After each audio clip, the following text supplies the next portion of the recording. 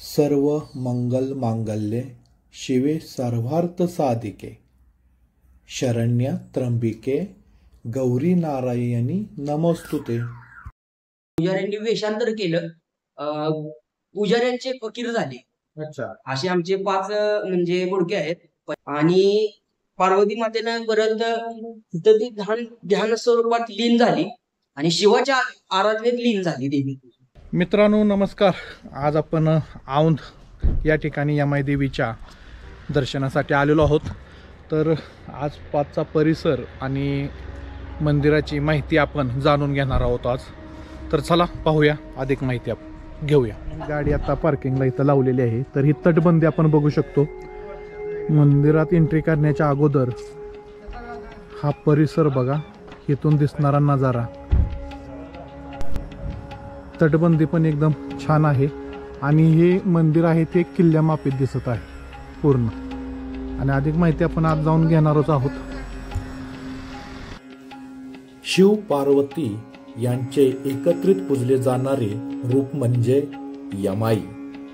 शिवशक्ती स्वरूपिणी यमाई देवीला पार्वती मातेचा त्याचबरोबर रेणुका देवीचा अवतार मानले जाते। महाराष्ट्रात व अन्य राज्यात यमाई देवीची अनेक उपपीठे म्हणजेच मंदिरे आहेत, परंतु महाराष्ट्रातील सातारा जिल्ह्यातील खटाव तालुक्यातील औंध गावच्या डोंगरावरती आदिमायेचे मुख्य पीठ आहे। त्यामुळेच या ठिकाणास मूळपीठ, त्याचबरोबर देवीलाही यमाई देवीची व्यतिरिक्त मूळपीठ देवी म्हणून देखील ओळखले जाते। देवीच्या समोर नंदी महाराज कसे काय, हा आम्हाला पडलेला प्रश्न होता आणि त्याचीच माहिती घेण्यासाठी आज आम्ही या ठिकाणी इथं पोहोचलेलो आहे। तर मंदिर एकदम छान आहे, परिसर एकदम मस्त आहे, मनाला समाधान या ठिकाणी आल्यानंतर मिळत आहे। आणि इथून पुढची माहिती आत्ता आपण पुजाऱ्यांच्याकडून घेणार आहे। या मंदिराची प्रत्येकाने वेगवेगळ्या स्वरूपात माहिती दिलेली आपणाला आढळत आहे।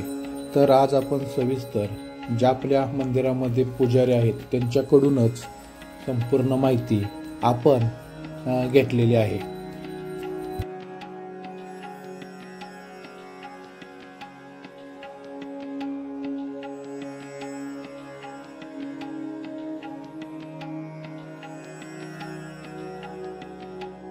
मित्रांनो नमस्कार, आज आपण औंध या ठिकाणी यमाई देवीच्या परिसरामध्ये आपण आलेलो आहोत। आणि बऱ्याच दिवसाच्या आपल्या मनामध्ये शंका होती की मंदिराच्या बाहेर नंदी महाराज कसे काय। तर आपल्या बरोबर गुरुज आहेत, आपल्याला संपूर्ण माहिती देतील। आणि आपण पाहू शकतो मंदिराच्या बाहेर नंदी विराजमान आहेत। आणि आज आपण मंदिरात आता इथे प्रवेश केलेला आहे आणि प्रवेश केल्यानंतर आपल्याला यमाई देवीची मूर्ती दिसत आहे। पण हे असं कसं काय, तर आपल्या बरोबर तिथले गुरुजी आहेत। गुरुजी नमस्कार। नमस्कार। जे आमच्या मनामध्ये जी शंका होती त्याचं आमचं निरसन करा। देवीसमोर नंदी का आहे, तर त्याचं कथा आहे, त्रेतायुगातली कथा आहे। जेव्हा सीतामातेचं अपहरण झालेलं होतं आणि श्रीराम हे सीतामातेला हुडकत होते, तेव्हा शिव पार्वती हे सारीपाटाचा खेळ खेळत होते आणि कैलासावर ते बघत होते। तर पार्वतीच्या मनात शंका काय आली की हा तर देव आहे ना, तर हा असा आपल्या पत्नीला कसा काय हुडकतोय, त्याला माहित नाही का की आपली पत्नी कुठे आहे काय आहे। तर त्यासाठी यमाई मातेनं म्हणजे पार्वती मातेनं या सीता मातेसोबत विराजमान झाली। आणि त्यानंतर राम आले। रामाने देवीचे चरण पाहताच ओळखलं की ही काही आपली सीता नाहीये, म्हणून रामानं हाक दिली की हे माई कोण आहे। त्या देवीला यमाई नाव पडलं। पण त्यानंतर पुढे काय झालं की आपल्या आराध्याची, आपल्या ईश्वराची परीक्षा आपल्या पत्नीने घेतली, म्हणजे पार्वती मातेनं रामांची परीक्षा घेतली। हे शंकराला खपलं नाही, त्याच्यामुळे त्याला राग आला आणि पार्वती मातेनं परत तिथं ती ध्यान स्वरूपात लीन झाली आणि शिवाच्या आराधनेत लीन झाली देवी।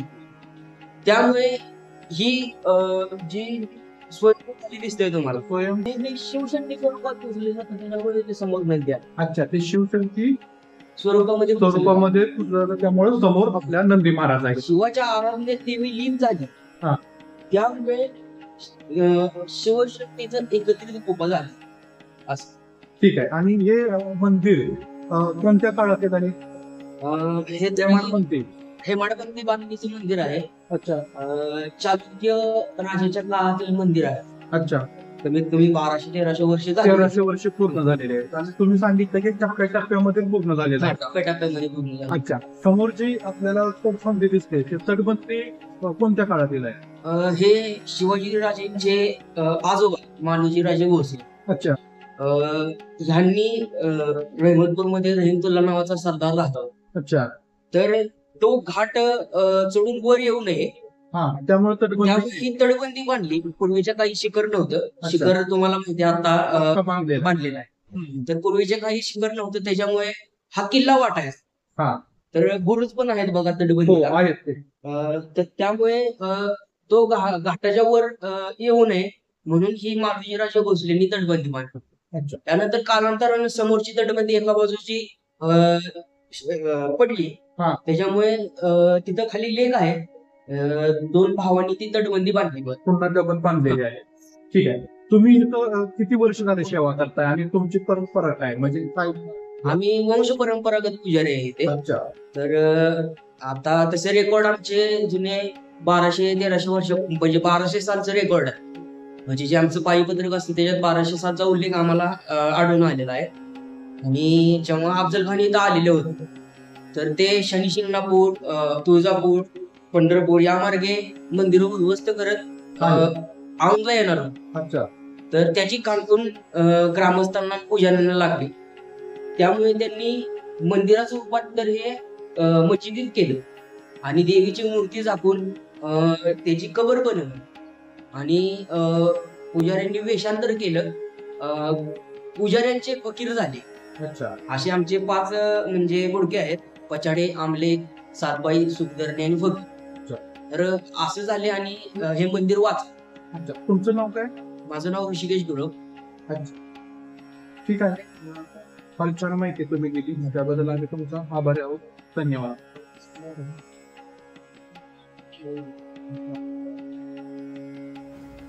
तर मित्रांनो, पाहिलं का, आपणाला ही माहिती आत्ता आपणाला मिळालेली आहे. तर तुम्हाला देखील याची दुसरी काय माहिती असेल तर तुम्ही आम्हाला आवर्जून सांगू शकता. तर प्रत्येकाकडून वेगवेगळी माहिती आपणाला पूर्वजांकडून मिळत आलेली आहे. तर आज आपण ही माहिती घेतली, ही तुम्हाला कशी वाटली आम्हाला आवर्जून सांगा. आणि या ठिकाणी एक शिला आहे, आपण इथं पाहू शकतो. त्यानंतर ही एक शिल्पकला आपण या ठिकाणी बघू शकतो.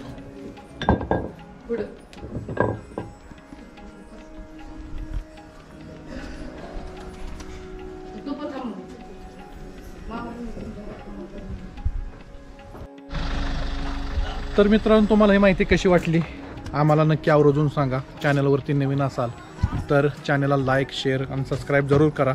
आणि अशीच माहिती आपण नवीन नवीन ठिकाणची घेत जाऊ. तोपर्यंत नमस्कार. तर मंदिराच्या खाली आल्यानंतर या ठिकाणी भवानी चित्र संग्रहालय व ग्रंथालय आहे औंध. तर या ठिकाणी आता बंद आहे, त्याला काहीतरी सकाळी चालू असतं ते. चला.